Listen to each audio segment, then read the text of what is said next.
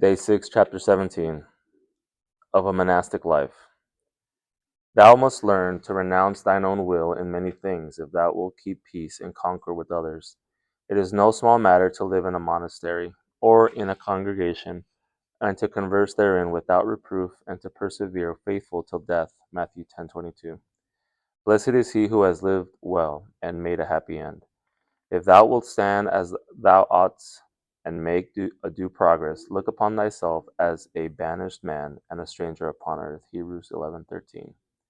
Thou must content, thou must be content to be made a fool for Christ, if thou wilt lead a religious life.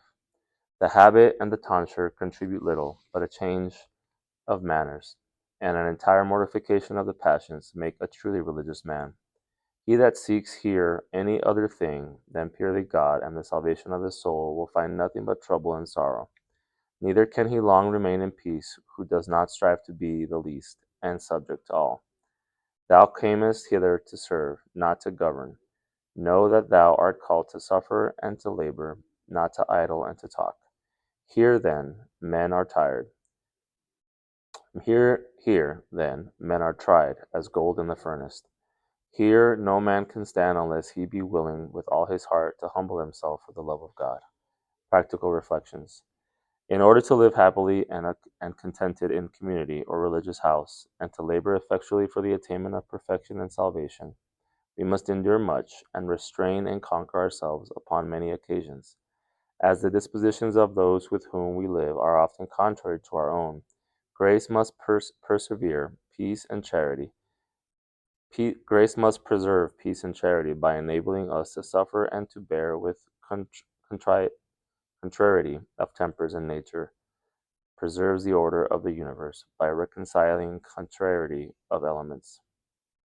We shall never find true repose of conscience, nor acquire an assured hope of salvation, but by the practice of interior mortification and true humility of heart, by which we bear all things and refuse the soul its desires.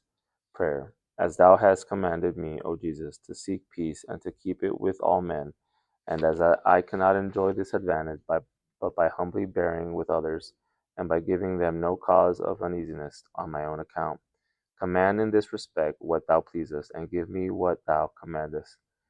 For how can I bring the pride and haughtiness of my mind to bear and accept willingly the repulses, contempt, and humiliations which so frequently befall me, if thou assist me not, O Lord, with the all-powerful aid of thy grace?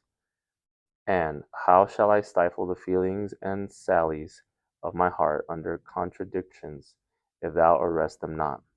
Grant therefore, O God, that on occasions of repulses and contradictions, influenced by the respect that is due to thy holy presence, and by the submission which I ought to render to thy blessed will, I may calm all troubles within me, and bring all to give place to thy love. Amen.